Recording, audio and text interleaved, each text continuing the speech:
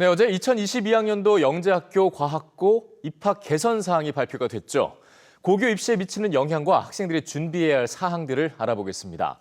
임성호 종로학원 하늘교육 대표 전화 연결돼 있습니다. 대표님 안녕하십니까? 네, 안녕하십니까? 네. 자, 말씀드린 대로 어제 발표가 됐는데 이 영재학교와 과학고 입시 정책 아무래도 고교 입시 판도에 많은 영향을 끼칠 수밖에 없는 상황이겠죠? 네네. 어떻게 보고 계십니까?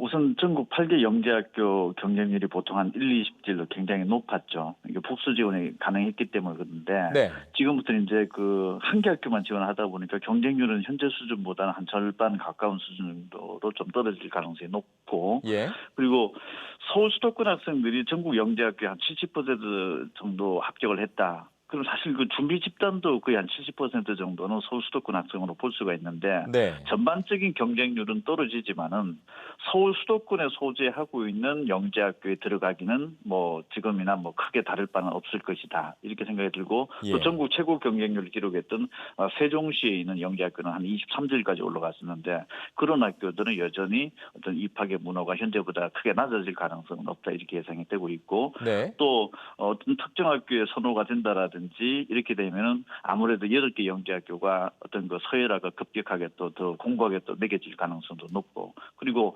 영재학교에 넣었다가 떨어졌을 경우에 대부분 학생들은 이제 과학고등학교 또는 자사고로 이제 그 선택을 하게 되어 있는데 예. 이런 어떤 그 패턴에 큰 변화는 없을 것으로 보여지고 있고 뭐 과학고등학교도 뭐 특별한 변화는 당분간 없을 것으로 보여집니다. 그러나 이제 내년도부터 이제 고등학교를 졸업하고 난 학생들을 대상으로 하는 그 약대가 학부 선발로 전환이 되어졌기 때문에 그 예. 규모도 한 1,600명 정도가 되는 거죠. 네. 그런데 과학고등학교에서는 아무래도 그 대학 입시 준비가 학생부라 이런 게 좀 불리한 것들이 많이 있기 때문에 아무래도 영재학교 떨어진 학생들은 과학고등학교 쪽보다는 뭐 약대 선발 등의 이유로 자사고를 좀 선택할 가능성이 좀 높아지지 않았나 이렇게 전망이 됩니다. 네, 멀리 이제 대입까지 보게 되는데요.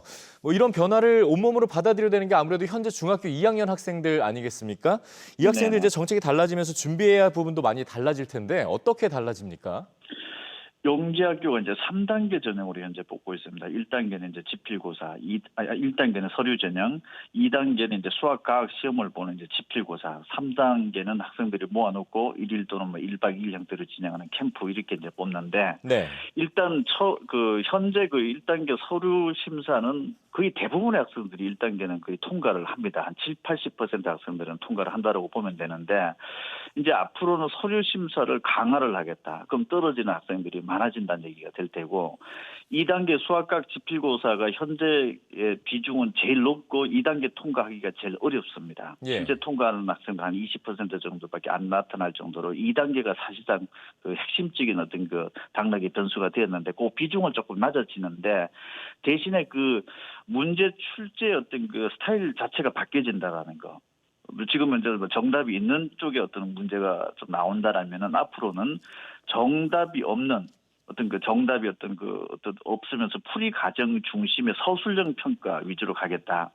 그럼 아무래도 이제 출제 패턴이 바뀌어지기 때문에 수험생들은 이제 당분간 조금 혼란을 좀 겪을 수가 있고 이렇게 네. 되는데 그럼 서류 심사가 강화된다라고 하면은 우선 서류 심사의 어떤 질이 좀 높은 어떤 활동들을 해야겠죠. 그렇다면은 중학교 학교 내에서는 수학 과학 분야에서 아주 두드러진 활동이라든지 뭐 교내 수상 기록이라든지 이런 부분들 충분히 갖춰질 필요가 있는 거고 또 교사 관찰이 또 그만큼 또 많이 본다라고 하니까 어떤 의미에서는 초등학교나 중학교 때 교육청 또는 대학부설 영재교육원에 입학을 뭐 들어가게 돼서 그게 어떤 활동을 한다라든지 또 그런 문제들을 좀 많이 풀어보는 것.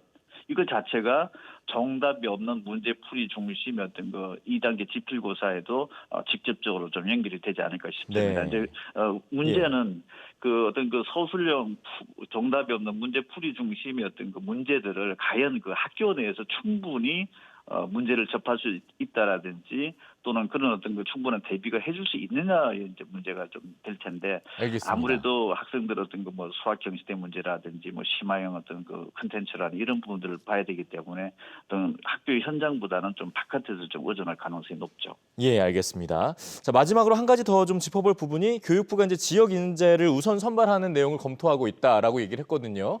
아무래도 네. 서울, 경기 학생들 그리고 지역 학생들, 특히 수도권 외 학생들은 어떤 어떤 부분을 중점으로 좀 봐야 할지 간단하게 좀 짚어주시기 바랍니다. 전국의 영재학교 모집 인원이 사실 100명도 안 되는 학교가 대부분입니다. 그럼 지역 인재도 또 강역 규모로 간다 하더라도 한두 명에 불과한 인원이기 때문에 우선 교내에서 수학과학 분야가 가장 탑이 돼야 된다라는 게 기본적인 어떤 그 자질을 갖춰줘야 되고, 그다음에 지역 단위에서 어떤 뭐 공공기관의 어떤 영재교육원에서도 좀 거의 탑에 들어갈 수 있을 정도의 어떤 그 우수성을 좀 입증하는 부분들이 아마 서류 심사에서 또 갖춰줄 수 있는 부분들이고, 사실 2단계 지필고사 수학과학 분야에서 대비하는 것이 뭐 가장 그 합리적인 준비 방식이 될 텐데, 어쨌든 지역에서 우수한 한두 명 정도 안에 들어간다라고 하면은 어떤 이번에 복수를 지원하는 것들이 허용이 안 되기 때문에 지방 학생들 중에 수학과학 분야 우수한 학생들은 상대적으로 영재학교 들어가기가 굉장히 쉬워졌다, 이렇게 볼 수 있습니다. 네, 알겠습니다. 지금까지 임성호 종로학원 한울교육 대표였습니다. 오늘 말씀 고맙습니다.